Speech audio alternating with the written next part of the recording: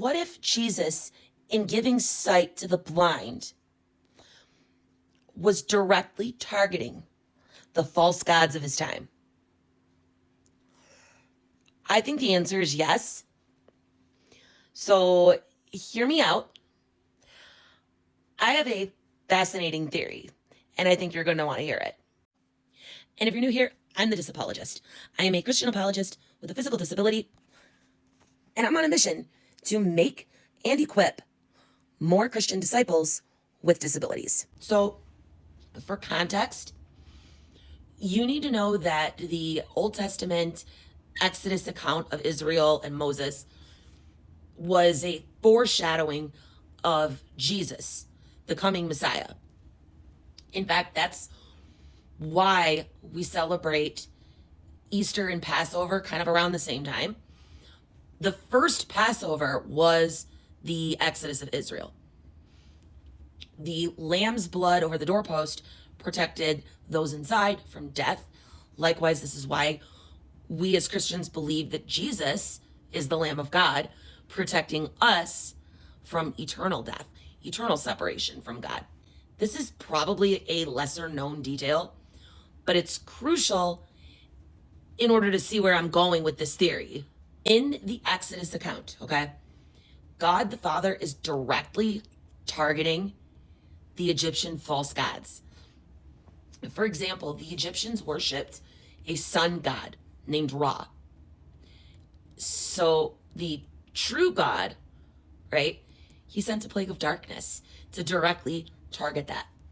And you can go look up all the other ones, but literally every single plague is directly targeting one of the Egyptian false gods.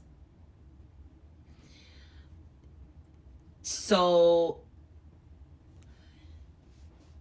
keep that in mind, and then let's jump and connect to the New Testament. In the New Testament gospel accounts, Jesus is very well known for his miraculous healings, particularly in giving sight to the blind. You have to remember, this demonstrates his authority, his divine nature, that yes, he is fully human, but Jesus is also fully God. And he has an authority over the physical world that the rest of humanity does not possess. Here's why I think that in giving sight to the blind, Jesus, God the Son, in the New Testament, just like God the Father in the Old Testament, is directly targeting the false gods of the time. When you look at disability in antiquity, blindness specifically didn't always necessarily have a negative connotation.